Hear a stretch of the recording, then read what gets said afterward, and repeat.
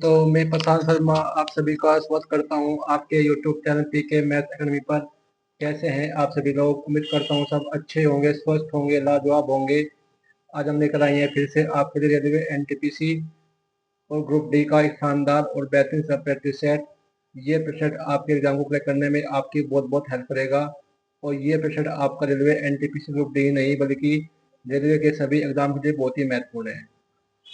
तो जो भी बच्चा नया आया है उन मुझसे विनती है हाथ जोड़कर कि वह चैनल को सब्सक्राइब करे और बेल की घंटी को प्रेस करे, जिससे कि आप सभी को हमारी आने वाली सभी वीडियो की इन्फॉर्मेशन समय से मिलती रहे। वीडियो यदि अच्छी लगे तो वीडियो को ज़्यादा शेयर कर दीजिएगा अपने भाइयों मित्रों में जो भी तैयारी कर रहा है रेलवे एग्जाम की। तो आज का प्रश्न करते हैं आज का प्रैक्टिस सेट्स। ये रहा आज का प्रश्न का पहला सवाल आपके सामने। ये रहा भाई आज के प्रैक्टिस सेट का पहला सवाल आपके सामने। पहले सवाल में कहा गया है भाई 7/16 21/32 तथा 29/8 का HCF यानी कि मैथ्स समावर्ती ज्ञात करना है। तो जब भी हमें ज्ञात करना हो भिन्नों का HCF, कैसे ज्ञात करते हैं भाई? अंशों का HCF यानी कि 7, 21, 49 का HCF, 7, 21 और 49 का HCF और बटे में हरों का एलसीएम यानी कि 16, 32 और 8 का एलसीएम। ये अब इसका फॉर्मूला ज्ञात करने का, किसका? भिन्नों का HCF ज्ञात करने का। तो 7, 21, 49 का HCF क्या होगा भाई? HCF होता है जो इन तीनों में कॉमन है। 7, 21, 49 में कॉमन क्या है आपका? 7। तो 7 होगा इसका भाई HCF। ठीक है भाई। और 16, 32, 8 का एलसीएम क्या होगा? जो इन तीनों से कट जाए। ऐसी संख्या क्या है आपकी भाई? ऐसी संख्या आपकी 32। 32 16 से कट रही है, 32 से कट रही है और 8 से कट रही है। तो इसका एलसीएम क्या आएगा आपका? 32। तो 7/32 होगा इस सवाल का सही आंसर। ऑप्शन नंबर डी होगा इसका सही आंसर। ठीक है भाई। करते हैं भाई इसी टाइप का एक और सवाल।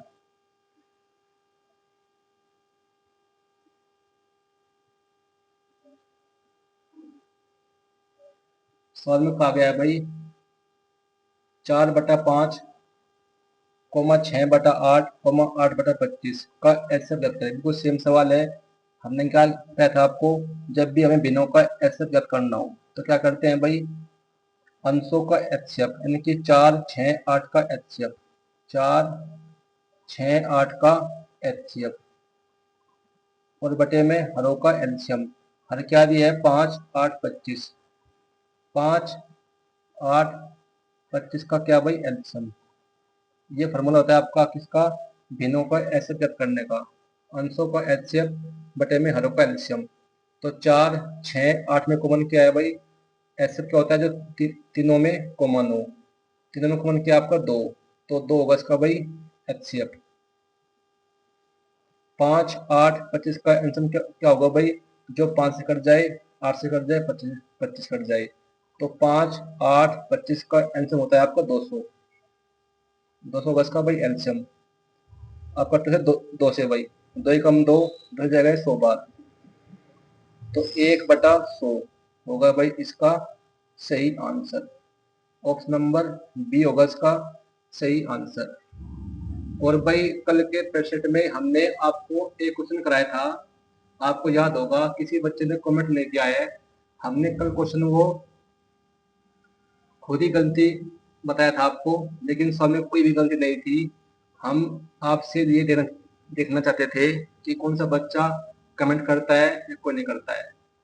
वो सवाल था कि दो अंकों की संख्या का योग 9 है, उसके अंक रटने पर संख्या, मतलब कि 2 अंकों की संख्या का योग 9 है, उसमें 18 जोड़ दिए गए तो अंक पलट जाते हैं। ऐसा कोई क्वेश्चन था आपका और वो सवाल नंबर था आपका चौथा। हमने किया था वो ऑप्शन से 3 ऑप्शन में हमने 18 जोड़ा था और जो ऑप्शन सही था उसमें हमने जोड़ा था क्या 12।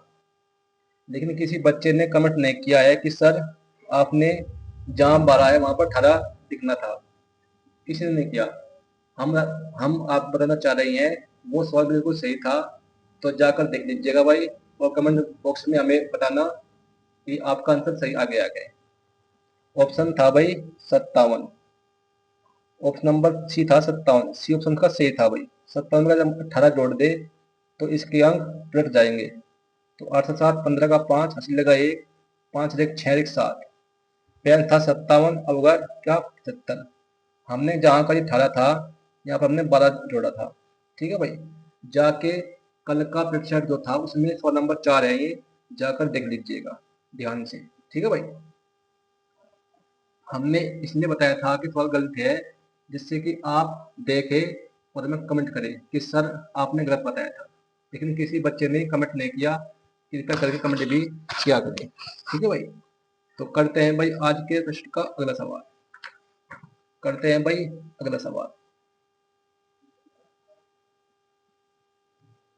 सवाल में कहा गया है भाई 6 लगातार सम संख्याओं का औसत 27 है, तो प्रथम तथा अंतिम संख्या का योगफल क्या होगा। तो इसकी बताएंगे हम आपको दो तरीके। पहले बताएगा, पहले जो तरीका वो क्या है आपका 6 लगातार सम संख्याएं। तो 1 2 3 4 5 6, 6 लगातार सम संख्या का औसत 27। औसत क्या होता है आपका बीच वाली संख्या। औसत क्या होता है बीच वाली संख्या। 3 इधर से बढ़ गई, 3 इधर से बढ़ गई, जो ये बीच वाली संख्या है ये आपके क्या 27, ये आपका औसत। इससे अगली सम संख्या क्या होगी आपकी 28, इससे अगली हो गया आपकी 30, इससे अगली हो गया आपकी 32 सम संख्या। अब इससे पीछे क्या हो गया आपकी सम संख्या 27 से पहले आ गई 26, रहेगा आपका 24, रहेगा आपका 22। अब सवाल में क्या कहा है कि प्रथम तथा अंतिम संख्या का योगफल। प्रथम है 22 संख्या, अंतिम क्या आपकी 32, इनका योगफल पूछा है। तो 32 और 22 को जोड़ दो, आपका आंसर जाएगा 2 और 2 4, 3 और 2 5, तो 54 होगा इसका सही आंसर। ठीक है भाई, अब बताएंगे हम इसकी आपको एक बेहतरीन सी ट्रिक बिना पेन कलम उठाए, धांसू शॉर्ट ट्रिक। और ट्रिक अगर आपको अच्छी लगे तो वीडियो को जितना भी हो सके इतना लाइक कर दीजिएगा और शेयर कर दीजिएगा अपने भाई मित्रों में। ऐसी ट्रिक पाने के लिए चैनल को आज ही सब्सक्राइब करें भाई। जब हम आपके लिए बहुत ही बड़े बड़े कंटेंट लेकर आते हैं, और जो आपका एग्जाम हुआ है अभी भी प्रीलिम्स का, इसमें सभी सवाल जो हमने बताए थे आप सभी सवाल फंसे हैं आपके एग्जाम में, चाहे आप जाकर देख लीजिएगा 8 जून का एग्जाम। ठीक है भाई, तो ट्रिक क्या कहती है, जब भी हमें लगातार सम संख्याओं का औसत दे दे और क्या सवाल पूछे हमसे प्रथम तथा अंतिम संख्या का योगफल। क्या पूछे हमसे प्रथम तथा अंतिम संख्या का योगफल। तो जब भी हमें प्रथम तथा अंतिम संख्या का योगफल ज्ञात करना हो तो क्या करेंगे, जो भी हमें औसत दिया होता है उसके हम गुणा करते हैं किसमें 2 की, तो 27 दूनी 54, ये होगा भाई इसका योगफल। अगर आपसे क्या पूछे इसमें कि प्रथम तथा अंतिम संख्या का अंतर, अगर अंतर पूछे तो जितनी लगातार संख्या होती है उसमें से एक करते हैं माइनस, तो 6 में से एक गया 5 और गुणा कर देंगे 5 किसी में 2 की, ये होगा आपका क्या अंतर, प्रथम तथा अंतिम संख्या का अंतर क्या होगा 10। अगर पूछे क्या आपसे योगफल तो जो सब दिया होता है कर देंगे गुणा 2 की। अगर आपसे क्या पूछे प्रथम तथा अंतिम संख्या का अंतर, अंतर कैसे ज्ञात करेंगे, जितनी लगातार संख्या होती है उसमें करते हैं हम एक माइनस और जो आएगा उसी गुणा कर देंगे इसकी हम 2 की, तो 5 2 10, 10 होगा अंतर, ये होगा आपका 54। ठीक है भाई, ऑप्शन नंबर सी होगा इसका सही आंसर। ट्रिक अच्छी लग रही है तो वीडियो को ज़्यादा शेयर कर दीजिएगा और एक प्यार से कमेंट भी कर दीजिएगा भाई। आप बच्चे कमेंट नहीं करते तो कृपया करके कमेंट भी किया करें वीडियो पर कि वीडियो आपको कैसी लगती है, ट्रिक हमारी कैसी लगती है आपको। करते हैं इसी टाइप का एक और सवाल। सवाल में कहा गया है भाई 18 लगातार सम संख्याओं का औसत 123 है, तो प्रथम तथा अंतिम संख्या का अंतर क्या होगा? क्या पूछा है? अंतर। हमने अभी अभी बताया था आपको, जब भी हमें प्रथम तथा अंतिम संख्या का अंतर ज्ञात करना हो तो कैसे करते हैं? जितनी लगातार संख्या होती है उसमें तो करते हैं हम एक माइनस। लगातार सम संख्या कितनी है आपकी? 18। तो 18 में से एक घट हम कर देंगे माइनस, तो 18 में से एक गया 17, और जितना आएगा कर देंगे इसका 2 गुना, यानी गुणा करेंगे 2 की, तो 17 गुना 2 34 होगा भाई इसका सही आंसर। यानी कि प्रथम तथा अंतिम संख्या का अंतर होगा आपका 34। 34 होगा इसका भाई सही आंसर। ऑप्शन नंबर डी होगा इसका सही आंसर। अगर आपसे क्या पूछता भाई कि प्रथम तथा अंतिम संख्या का योगफल, तो क्या करते?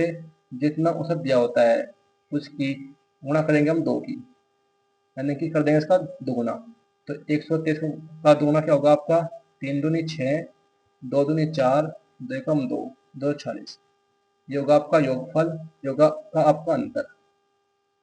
ठीक है भाई, करते हैं भाई नेक्स्ट क्वेश्चन। और भाई बाकी पार्ट आपको जाकर मिल जाएंगे, हमारे चैनल को विजिट कीजिएगा पीके मैथ्स एकेडमी पर। वहाँ आपको मिल जाएंगे सभी पार्ट रेलवे एग्जाम की, जाकर देख लीजिएगा, क्योंकि सभी पार्ट आपके रेलवे एग्जाम के लिए बहुत ही महत्वपूर्ण है, चाहे वो कोई भी एग्जाम हो आपका रेलवे का। करते हैं भाई नेक्स्ट क्वेश्चन। क्वेश्चन में कहा गया है भाई, एक वस्तु को 15% की हानि पर बेचा जाता है। यदि इसे 450 रुपये अधिक में बेचा जाता तो 10% का लाभ होता। 20% का लाभ प्राप्त करने के लिए वस्तु का विक्रय मूल्य क्या होना चाहिए? बहुत ही बड़ा सवाल है भाई, मोस्ट इम्पोर्टेंट आपके रेलवे एग्जाम के लिए। तो कैसे करेंगे भाई? जहां भी आपको हानि और लाभ दिख जाए, हानि परसेंट दिख जाए, लाभ परसेंट दिख जाए, तो इनका अंतर हमेशा जुड़ता है, इसका अंतर हमेशा जुड़ता है। ठीक है भाई, जहाँ भी हमें हानि परसेंट दिख जाए और लाभ परसेंटेज दिख जाए, तो इनका अंतर हमेशा जुड़ता है। ठीक है भाई, सवाल में कहा है कि एक वस्तु को 15% की हानि पर बेचा जाता है यदि इसे 450 रुपये में अधिक में बेचा जाता है। अधिकम क्या होता है आपका? अंतर।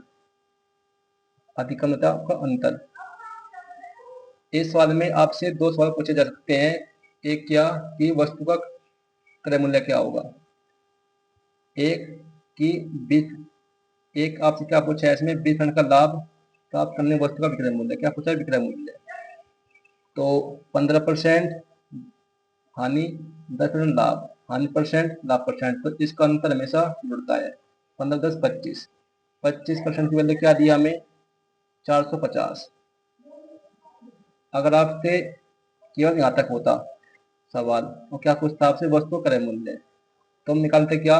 100% की वैल्यू। लेकिन आपसे क्या पूछा है? 20% का लाभ प्राप्त करने के लिए वस्तु का विक्रय मूल्य। 20% का लाभ का मतलब कहता है 120, यानी कि 120% की वैल्यू हमें ज्ञात करनी है। तो कैसे करेंगे भाई? 450 जाएगा आपका बटे में 25 और गुणा में 120। इसे काटो आप भाई 5 से, 5 पंजे 25, 5 जाएगा ये 90 बार। अब 5 करते हैं कितनी बार जाएगा भाई? 5 तो जाएगा 18 बार। 12 गुना 18, 18 गुना 120 क्या होगा आपका? 2160। 2160 रुपये होगा भाई इसका वस्तु का विक्रय मूल्य। ये होगा इसका भाई सही आंसर। ऑप्शन नंबर बी होगा इसका सही आंसर। बहुत ही बड़ा सवाल था भाई, मोस्ट इम्पोर्टेंट। करते हैं इसी टाइप का एक और सवाल, जब आएगा बिल्कुल आपके समझ में।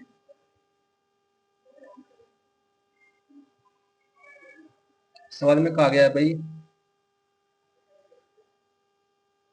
सवाल में कहा गया है भाई, एक वस्तु को 12% की हानि पर बेचा जाता है यदि इसे 162 रुपये अधिक में बेचा जाता है।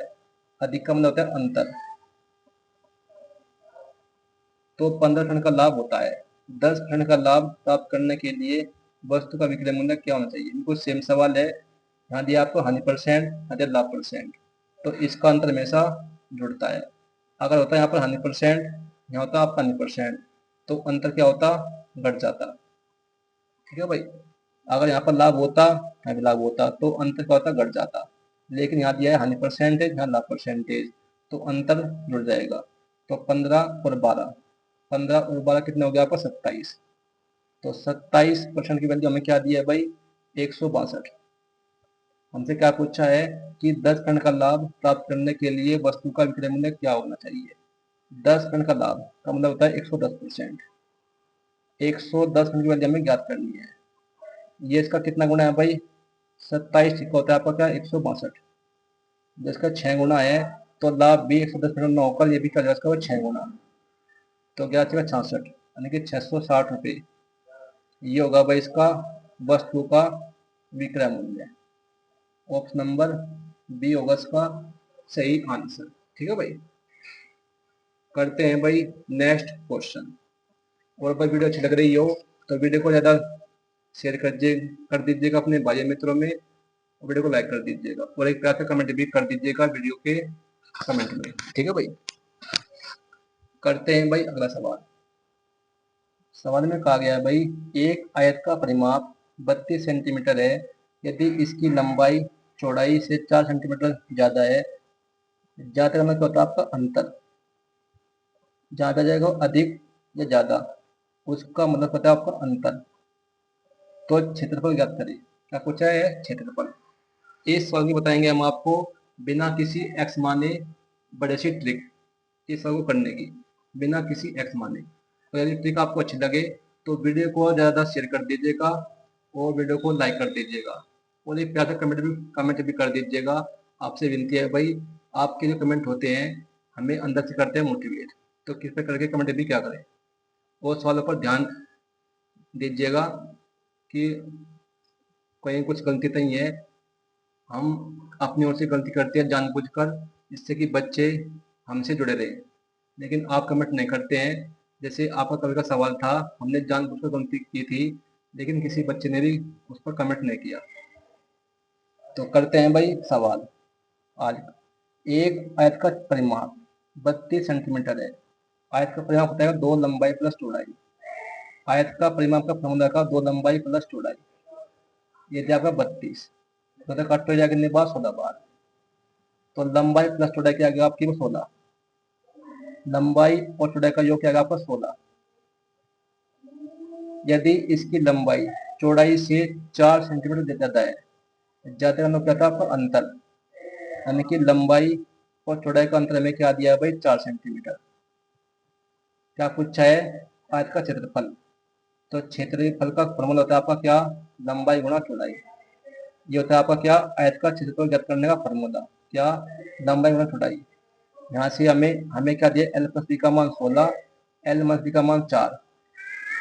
तो यहाँ से हम लंबाई कैसे ज्ञात करेंगे भाई, हमने आपको बार बार बताया हुआ है।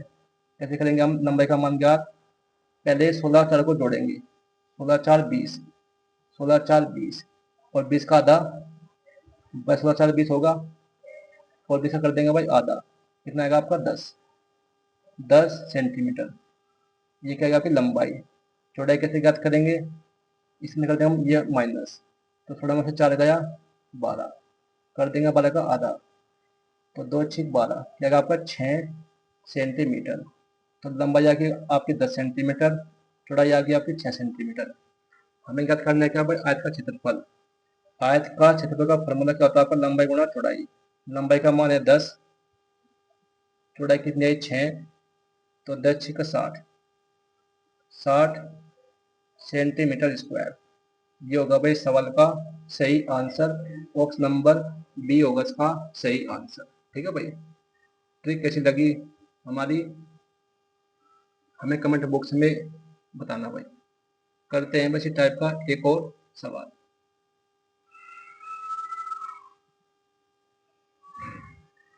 सवाल में कहा गया है भाई, एक आयत का परिमाप 54 सेंटीमीटर है, यदि इसकी लंबाई चौड़ाई से 3 सेंटीमीटर ज़्यादा हो तो क्षेत्रफल ज्ञात करें। बिल्कुल सेम सवाल है। आयत का परिमाप क्या होता है आपका, 2 लंबाई प्लस चौड़ाई। ये क्या दिया हमें, 54 सेंटीमीटर, मतलब कट में जाएगा कितनी बार, 27 बार। तो लंबाई प्लस चौड़ाई, क्या गया आपकी भाई 27। तो लंबाई प्लस चौड़ाई का योग आएगा आपका कितना 27। ज्यादा मतलब कहते हैं आपका अंतर, तो इसकी लंबाई चौड़ाई से 3 सेंटीमीटर ज्यादा है, तो लंबाई माइनस चौड़ाई यानी आपकी 3 सेंटीमीटर। हमें याद करना है क्या, आयत का क्षेत्रफल। आयत का क्षेत्रफल का फॉर्मूला क्या होता है आपका, लंबाई गुणा चौड़ाई। तो लंबाई कैसे याद करेंगे हम, इसे जोड़ देंगे, कर देंगे इसका आधा, 27 और 3 30, 30 का आधा 15, तो लंबाई आ गई कितनी 15। चौड़ाई कैसे याद करेंगे भाई, 27 में 3 कर देंगे, माइनस कर देंगे, फिर कर देंगे इसका आधा, तो 27 में से 3 गया 24, 24 का आधा 12, चौड़ाई आ गई कितनी 12, लंबाई आ गई 15 सेंटीमीटर, चौड़ाई 12 सेंटीमीटर। हमें क्या करना है क्या भाई, आयत का क्षेत्रफल, उसका फॉर्मूला क्या होता है आपका, लंबाई गुणा चौड़ाई। ये होता है आपका किसका फॉर्मूला, आयत का क्षेत्रफल ज्ञात करने का, लंबाई गुणा चौड़ाई। लंबाई आई आपकी कितनी 15, चौड़ाई कितनी है 12, तो 15 गुणा 12 क्या होता है आपका 180, 180 सेंटीमीटर स्क्वायर। ये होगा भाई आयत का क्षेत्रफल। ऑप्शन नंबर डी होगा इसका सही आंसर। ठीक है भाई, करते हैं भाई नेक्स्ट क्वेश्चन,